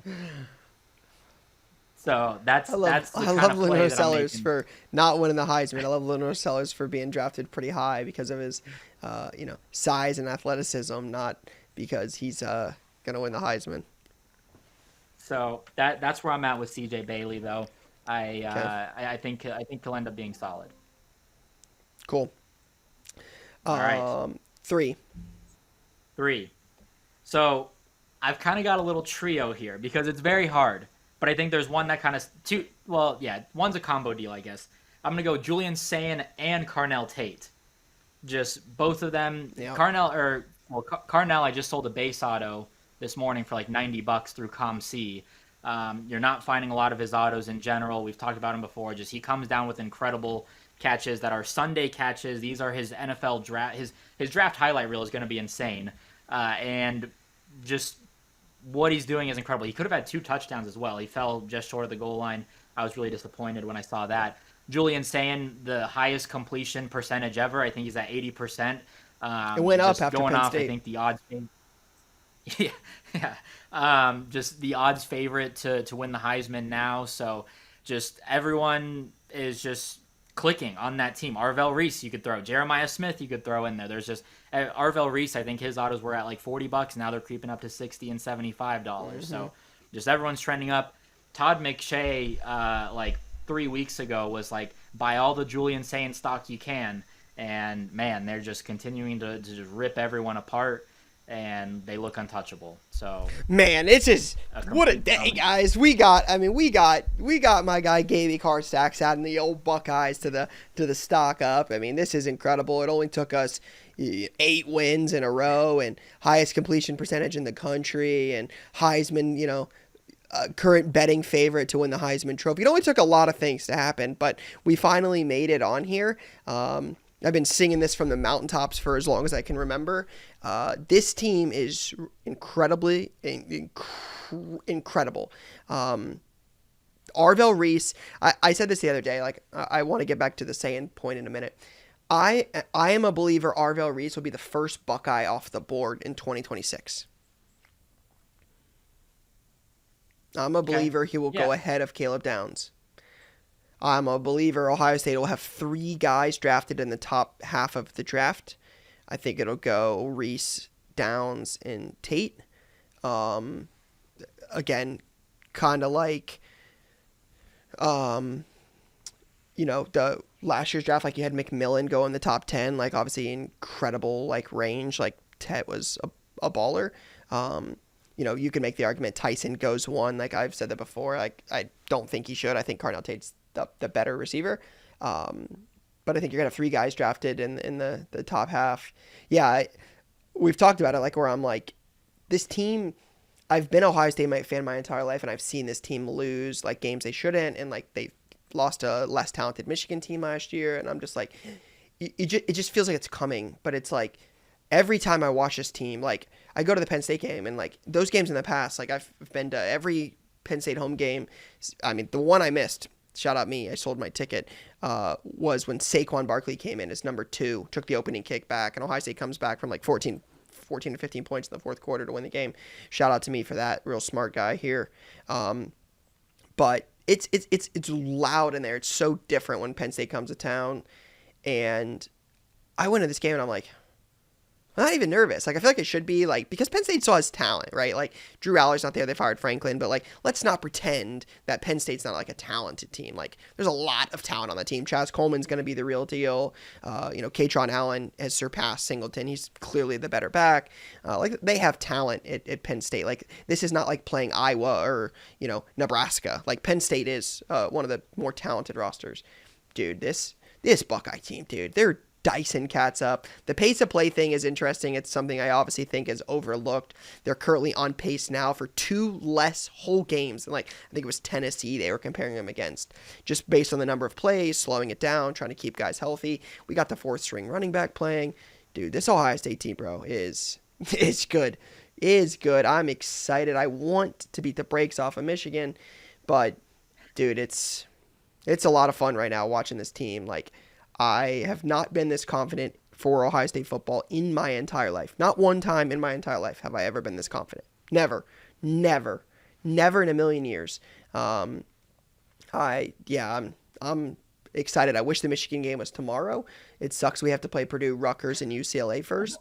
It sucks. Like I'm ready. Like I'm so ready to play them. It sucks it's in Ann Arbor. But dude, yeah, it's good to see Julian Sayin get some love. I think that's who's going to win the Heisman. I think he's going to, put up 4 tutties against Michigan. I think they're going to play Indiana, and that's going to be a big test. I think it'll be the biggest test all year. That defensive line is really, really good. Pons, like obviously Mendoza is going to be, I think, the most talented quarterback they'll have played all year. So I think Indiana presents a real challenge, but I think the winner of that game will win the Heisman Trophy. I'm a believer of that. I'm gonna repeat that until I see differently. That Mendoza or Sayin will win it, and I think it will ultimately be Sayin. So yeah, it's a lot of fun right now in Columbus. If this team can stay healthy, it's and they're certainly trying to. This team is going to be hitting on all cylinders come Thanksgiving weekend. Yeah. I mean, it's crazy. I'm looking at like they've given up like 55 points all year, 56 points. This is insane. And we also didn't even talk about Bo Jackson, the true freshman, 100 yards this last game. Everybody's just clicking. It is pretty insane. I hope that they can run the table. I do hope that they can beat Michigan and then line up with Indiana. I'm ready. It's gonna be a lot of fun. I'm excited. Right. I mean, again, Cool. This is shout out to Bowman Chrome for coming out right here, and now we get to like really prospect and get some of these guys before we make a run. So, but on guys, we don't want to prospect 3 down. Who do we have this week? All right, so we'll start with just I guess 2 injuries, which kind of throws a wrench in a lot of plans here. Dylan Raiola out for the season. That was announced over the weekend. Unfortunate. I'm not a huge Raiola guy, but I love Nebraska's talent, the skill guys they've got, just that running back and wide receiver. Man, they are loaded. So feel bad for just that situation. They've always been kind of like a sneaky team, like they're 6-2 or whatever, and like hey, they could get into the playoff picture. They had the bad loss versus whoever it was a couple weeks ago, Minnesota, which I was not a fan of. Yeah, Minnesota. That was crazy, but yeah, just unfortunate. So now it's like, all right, what do you do? Similar to like the Drew Aller and the Klubniks, where it's like, do you list everything now and just take your loss? Do you buy back in the dip? What do you do? Do people panic sell? Right. So I don't believe in Raiola enough to buy into the dip. I just like his skill guys a lot, and I'm like, hey, I believe in the team. We could be making some memes though with Matt Rule and not winning a top 25. I want that energy to be just as loud for him as it was for James Franklin. But I'm not a huge Raiola guy where I'm personally gonna be buying the dip. So for me, I'm like, kind of just an unfortunate timing situation. Yeah, we have a couple decent Raiola cards. The thing about Raiola is, Nebraska is one of those fan bases, kind of like Iowa, where you definitely have some big time fan support there. Not a million guys going pro, so when you get like a guy like that there's opportunity to sell because there's definitely a very loyal fan base. Reminds me, for different reasons, reminds me like of a similar situation to like a Quinn Ewers, where it's like losing some games they probably shouldn't lose, especially for like, I mean, Ewers and Raiola were listed as like all-time high school prospects, like all-time. We're not talking like in the class. We're talking like in the history of high school prospects, some of the best ever to be ranked. Like, so when you get that kind of talent and to not see them produce, it seems like you would have hoped to see a little bit more progression from Raiola. I mean, they were in the game against Michigan. I would have told you they should have won that game. They ended up losing. They ended up losing to Minnesota. Again, a team they got some talent. I saw something the other day that said Matt Rule last time signed a 4-year contract with Baylor, or 2-year contract extension with Baylor, and left 4 months later to go coach the Panthers. So I've always said I thought Matt Rule was the first candidate to take. I thought he would be the guy for the Penn State job. Doesn't appear that to be the case now. We'll see. If they can keep Matt Rule, Raiola comes back, they can keep a couple of the skill positions. I think they'll get some preseason buzz. Whether they'll deliver on that is a much bigger ask, but I think there will be some buzz around that team with Raiola coming back. Again, I can just see the preseason chatter now. Cornhuskers and Raiola reloaded for a Big Ten title run. Like the headlines are going to write themselves. Like, he is talented. Like, there is some potential there. But again, it's going to be a matter of like, do I think Raiola is going to win a Heisman Trophy? No. Do I think you could buy Dylan Raiola when his stuff dips and sell it in August like you could any other quarterback? Yeah, I think there will be an opportunity for that. The guy's got too much talent to say that his stuff's not going to sell. Yeah. Again, right, sure. Wrong, or indifferent around if you think he is good or talented or going to win or deliver, that's not my argument.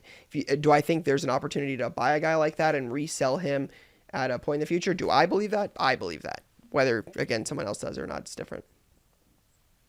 Yeah, for sure. And you've got the fan base, like you mentioned, where like they'll keep it. Like, it's not like it's just damaged goods and like they're still going to collect them, buy them, and support. So I'm with it there. Cool. Number 2, another unfortunate injury, and on release day, Sam Leavitt, Arizona State quarterback, Yep. out for the year. Another guy who just had lingering injuries all season, here and there, was out, and now just officially season-ending injury. I pulled up a couple of his autos, like base auto did 37 at auctions. There was a black shimmer that did 371. I know a couple people who were bidding on that one. But yeah, it's just kind of like, all right, do you buy back in? What do you do? Are you going to stock up? He was a pretty decent draft name. Does he stay at Arizona State? Is someone going to, pay up? I feel like ASU doesn't get a lot of the NIL stuff. They use more of the power of friendship and cohesion and all of this, and come be a part of something great that we're building. So, does someone take a chance on him? Injury, to the side, and we'll see. But yeah, or I've seen some people also just say, hey, he might just declare for the draft, be a 4th, 5th round guy, and just go on from there. So a lot of different avenues there, but just certainly just on release day, kind of put a damper for sure. Impeccable timing with one of the top 10 chase. guys in the product. That's such a big chase, being out for the season on release day, but still some strong sales for a guy that's not going to play football for a little while. I mean, $225 for an orange, $371 for that black shimmer you mentioned. You've got first autos doing almost $40. Like, those aren't bad sales for a guy like that. Again, that might be a little bit more like new release hype than it might be like long-term staying potential. Like, I'm not sure base autos for Leavitt will stay at $40. So we'll see. But again, decent sales for a guy who's not going to play football for a little while. Yeah. Although, so compared to him and Raiola, I'm more inclined to go on the dip for Sam Leavitt. That's one we disagree on. on. Yeah, I think just, we'll have to see what the portal looks like and all that at the offseason. But yeah, I think I wouldn't hate that. So, all right, number 3, you kind of alluded to this in a way. Nick Singleton. This guy is down tremendously bad. And let me tell you, if you go back to every top 10 running back list for the last 3 years, Nick Singleton is in there. Granted, he did have I think he had 1,000 yards his true freshman year, and they're like, oh, the next Saquon. I think he had 800 the next year.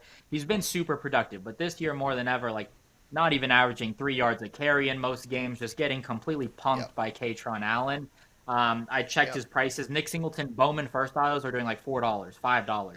Now, at that price, holy cow! I as much as I don't like them, I might go back in at those prices. That's just I'll take the chance. Second year just hit $1.75. Yeah, that's just $2. So, and you're gonna get a blaster pack for that. Yeah, so he is down. Dude, tremendously out of 75, bad. second year, PSA 10 to 75 yellow, just did $26. See, it costs more than that to grade it and ship it to PSA.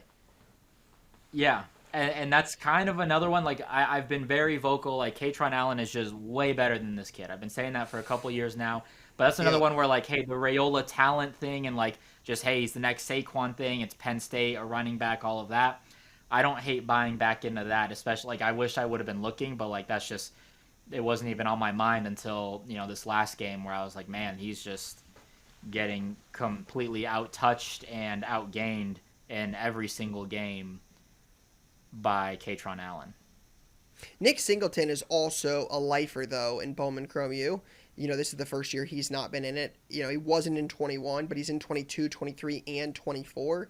So he has a lot of stuff. I mean, if you search Bowman Chrome Nick Singleton auto on Card Ladder, there's 1,404 results. So it's not exactly like there's a limited supply of Singleton cards. He's got some bigger sales for better stuff, like a Sapphire 10 orange auto, first year for 23. It's not his first because they didn't have Sapphire in 22, but his first Sapphire year orange auto to 25 is attended 150. So that's not a bad sale. SGC 95 first auto just sold recently for $45. That's not bad. I don't feel like an SGC 95 does a whole lot for that card to begin with. So that's not a terrible raw sale. But yeah, I mean, if he's got a couple decent sales. This actually sold earlier this year. second year, 23 Bowman Chrome 101 Super Auto PSA 9 did $500 in September. So probably when it was a little happier in Happy Valley than it might be right now with five in a row. So Yeah. not a great time for Nick Singleton. Like I talked about it earlier, but Kaytron Allen is clearly the number one running back there, and that doesn't appear to be changing anytime soon. Yeah, for sure. Yeah, no. Nick Singleton's last 3 games, 6 for 18 yards, Ohio State, 6 for 15, and 7 for 20. Not great. So, yeah. Yeah, tough scene. Stock down. What's all right, so we talked about a couple of the sales. We've kind of hinted at some of them on the stock up and stock down. But after 5-6 days in at this point to some of these sales, what have you seen? What are some of the surprises? Maybe some of the bigger sales. Like, what have you seen from Bowman Chrome U so far? As we're almost a weekend. Yeah.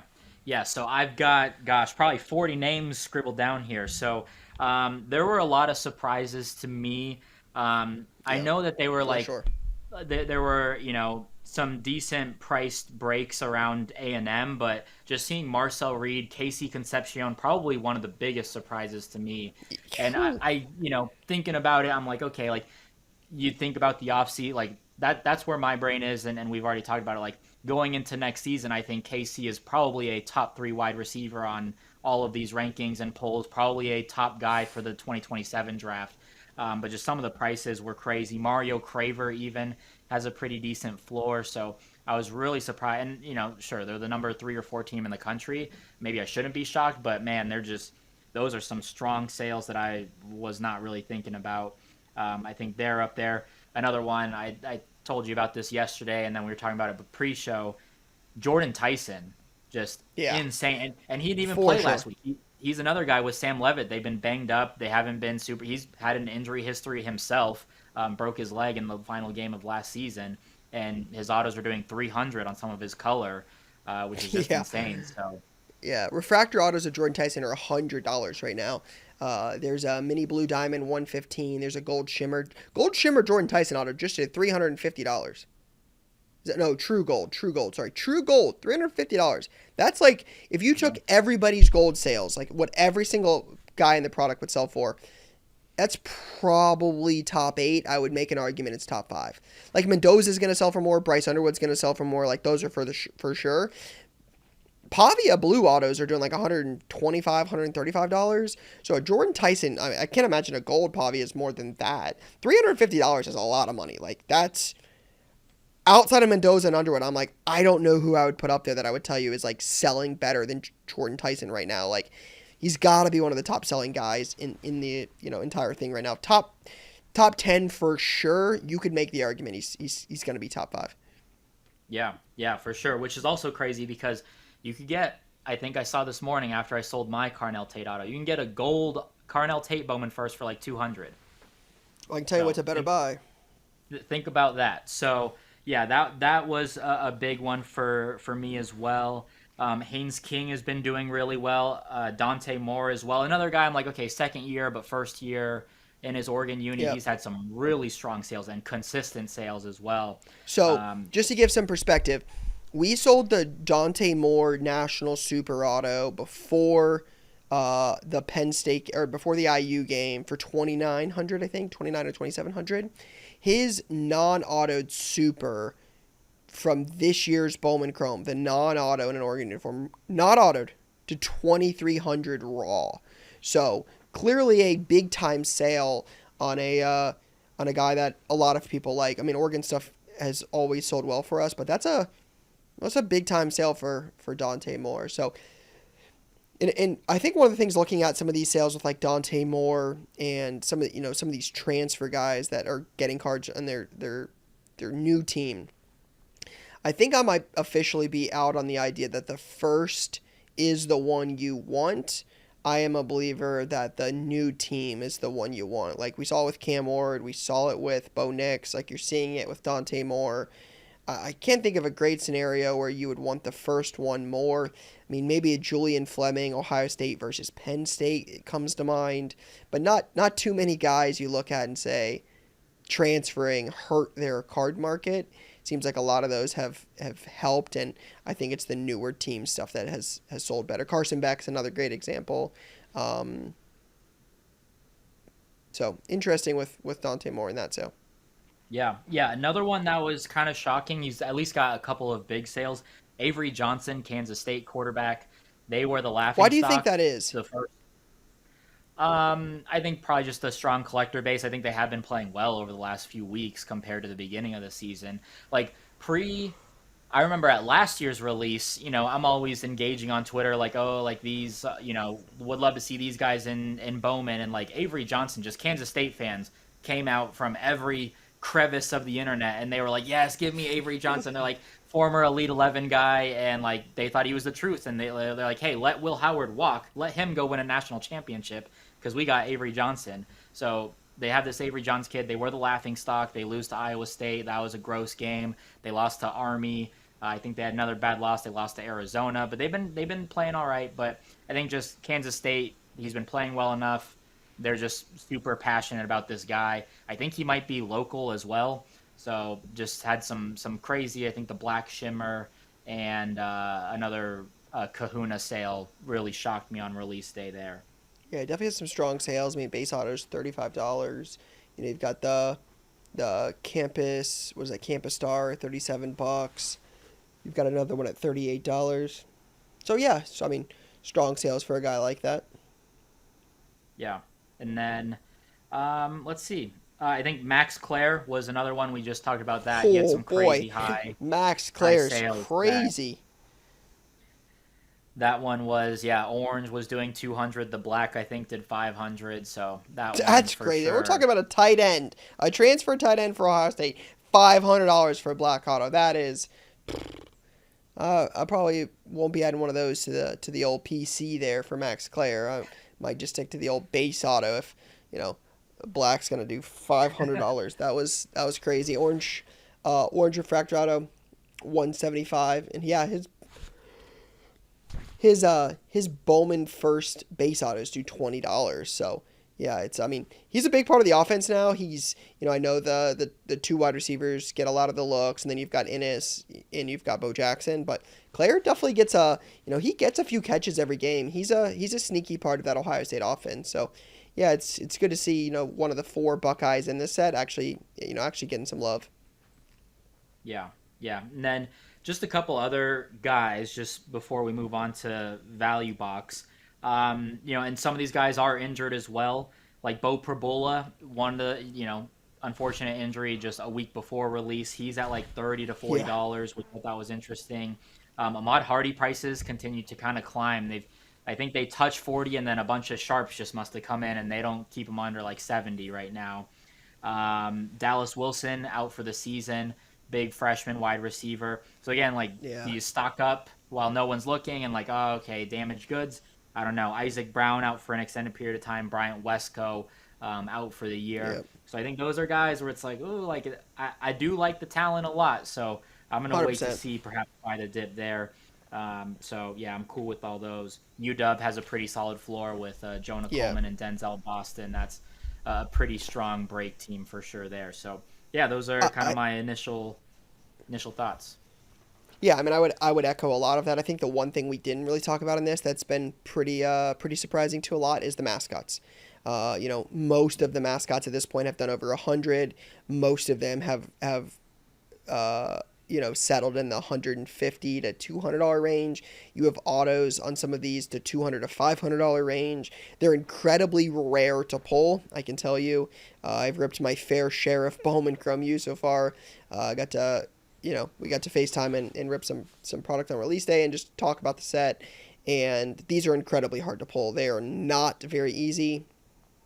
I'm trying to think, like, in some of the breaks we've run, we've pulled more mascots, but it's not many more mascots compared to superfractors. Like, we've pulled a couple of the superfractors. One of them was actually a mascot, but the mascots have been incredibly hard to pull. So I think that'll be a fun set to collect. I'm interested, kind of like some of the players, like, where are these cards going to settle? Because some of these, like, sales now, like, the Georgia Tech Buzz autograph to $25 just at $300. So some strong sales for a first year set. Again, I'd said it forever. I told Topps, like I've talked about on this podcast. I thought some of those additions to the set would be good. The mascots, the coaches, the stadium, some of that stuff. Like, these are college football collectors. Like, we're not prospecting mascot cards. Like, people aren't prospecting, Buzz or Big Al. Like, it's just not happening. But for college football collectors who don't get a ton of college football sets every year, like, you get a couple. Like, how many college football sets do you get? 5, 6, 6, 7? Potentially, you could get one of those. So, like, I think for a set like this, like, this addition in this set was needed, and clearly the sales, the sales support that. So, yeah, I mean, Nittany Lion, 190 for a base. Again, now it's also worth pointing out that these are not like mass printed inserts. These are incredibly hard to pull. They're not super rare, and I believe the print run on the base is under 100, and they only have base and superfractors. The autos have different parallels, but the base is a base and a super, so there's not a lot of these cards. There's less than 100 total copies of the base and the supers together. So if you want a Nittany Lion card, there's less than 100 of them. So these will be cards we will sit back 10 years from now and talk about, just like we do the patches from Upper Deck, from the 13, 14, 15 Upper Deck football sets. The best damn band in the land, the Buckeye helmet, the Brutus card. We will look back on these cards 10 years from now and be like, these are desired by college football collectors. Okay, Penn State wants a Nittany Lion card. They're going to go into collections. I can promise you there's more than 100 Penn State fans. Those are going to go into collections, and they're going to sit, and you're not going to be able to get them. So I'm not saying to go buy them now. I'm just telling you, if you're a Penn State fan and you're like, I want a Nittany Lion card for my PC, buying it right now might be the best time to do it, because they're going to be available. Because if I sit back here and say 5 years from now, do I think you're going to just be able to go browse on eBay or ComC and just grab a Nittany Lion card? No, I don't think that's going to exist. Again, assuming Topps doesn't add them every year and, overdo it. If these are once or twice, and maybe the next year they do it, it's a whole different checklist, right? And you got a whole different 20 mascots. That, I think, would be the move for Topps, to not reproduce some of these mascots. But these are definitely going to be cards from a college football collectability that will be in demand for sure. Yeah, for sure. And to add on, like, if I were to find a pen, so I got a little pivot on my value bin. I was ready to talk mascots, but I've got another guy.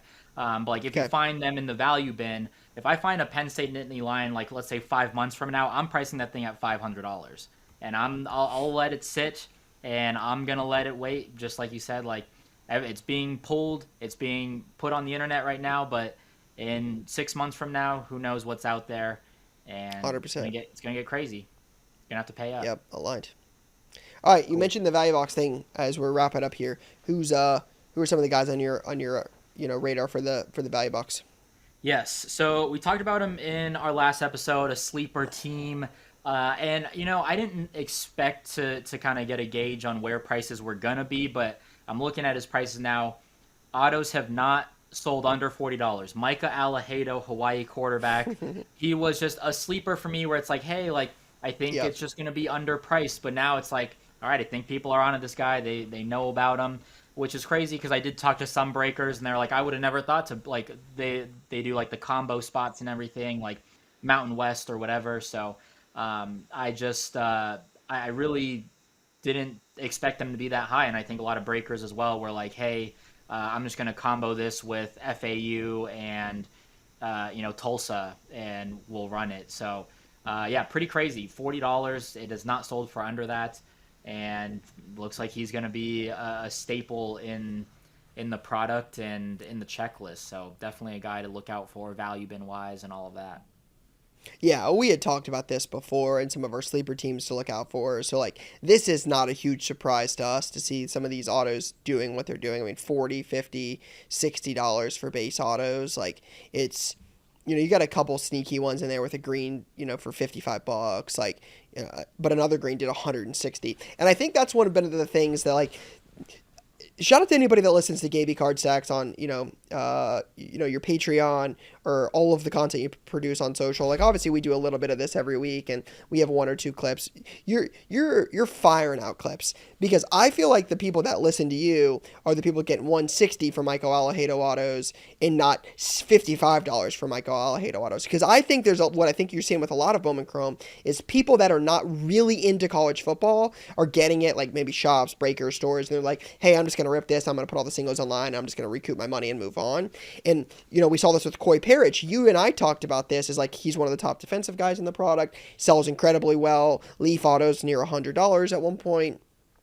There's a Coy Parrish auto, I think orange did like 150, 160, and then you've got the same car doing $320. Alejado's the same way. You got greens doing $55 and greens doing $160. There are definitely guys in this set, and if you are scouring eBay and you are looking for this kind of stuff and you know what you're looking for, there's definitely been some opportunities early on some of this stuff. Like, this is the time right now is definitely, some of these early sales are favoring people that like really know it. And I'm a believer that if you're following Gabe Card Stacks on a regular basis and, maybe subscribe to Patreon or listening here or following on IG or Twitter, that you're a little bit more dialed in than most. And there's been a lot of opportunity early on, just a few days in, that I'm excited to see how it kind of shakes out. So Alejado's not a surprising one. Again, I think Coy Parrish is another sneaky one. He has some bigger sales. We've talked about him and, what he would do. And then I think the mascots would be probably my other one. Oh, I will mention, I didn't really know much about him. I still don't think I know. I think he's the James Madison quarterback, Alonze Barnett. Yeah. Dude, he's got some solid sales. This is definitely not somebody I would have predicted to sell as well. Signetti's former school, like, he obviously brought a lot of those guys to IU, but he's got some strong sales so far, pulling those up now, like variation, that's not autoed. Base autos around $20. Like, you got a 2050, you've got a $29.99. Like, you've got some better sales. Greens doing $41. A gold first 1 of 50 did $102. Like, not bad for, a James Madison quarterback. Like, again, always say if you can pull anybody, you might as well pull a quarterback. But, $20+ for base autos, like, some potential there. It's again, I don't know anything about him. I'm not saying he's good, but $45 for a green autos. That's a strong sale on opening weekend.